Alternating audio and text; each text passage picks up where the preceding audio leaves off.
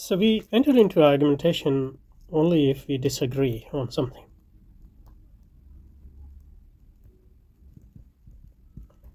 And thing we disagree on is what is problematic. As long as we don't, that thing is not problematic. So if I say the tree in front of me is green, and if you agree with it, then obviously there's no argumentation. But if you disagree with it, then this claim becomes problematic. And collectively problematic because, if there's nobody else then to challenge your claim, then there's no argumentation as well, at least. Unless you think that, you can sort of act as a second person yourself. But you need at least two persons in order to imagine the existence of argumentation. So that is what we mean by collectively problematic. It's something collectively valid. So once a thing has become problematic, argumentation kicks in. And argumentation is a specific way of resolving this problematization. There are other ways. You can use violence. You can use pragmatic, practical approach, etc. You can use, agreement as the criterion. But in argumentation, what you're looking for is validity. And validity is different from facts. So fact is just that you agree on something, for example. But validity, something is valid if you agree on something for good reasons or reasons.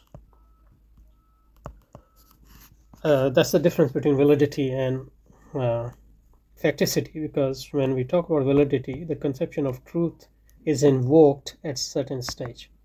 So you something collectively valid when you agree that on certain reasons. So if somebody gives me a reason that why they think that this color is not green, maybe because of the way the sun is shining on the tree and the actual color is something in between, I don't know.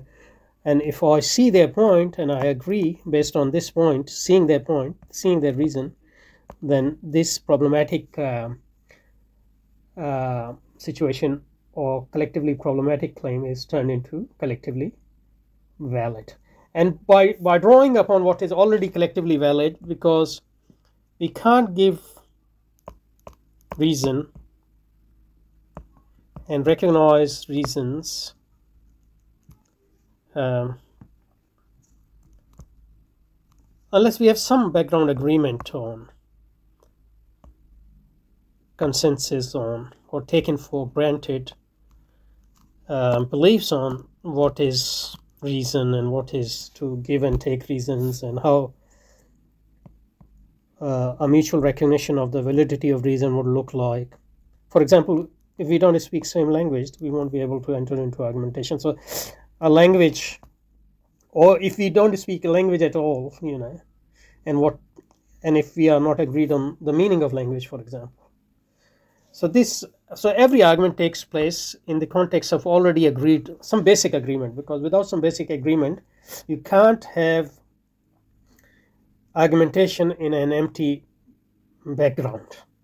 Okay, so I recognize your reason as a valid reason because I understand what you're saying, because I understand the meaning of reason and claims and raising claims and defending claims, and which type of claims need which type of reasons, etc. So there's a background which I share with you, and that has made possible for us to resolve this issue. So every new issue arises in the context of agreed upon background and can only be resolved in the context of agreed upon background. Okay, so back to the text.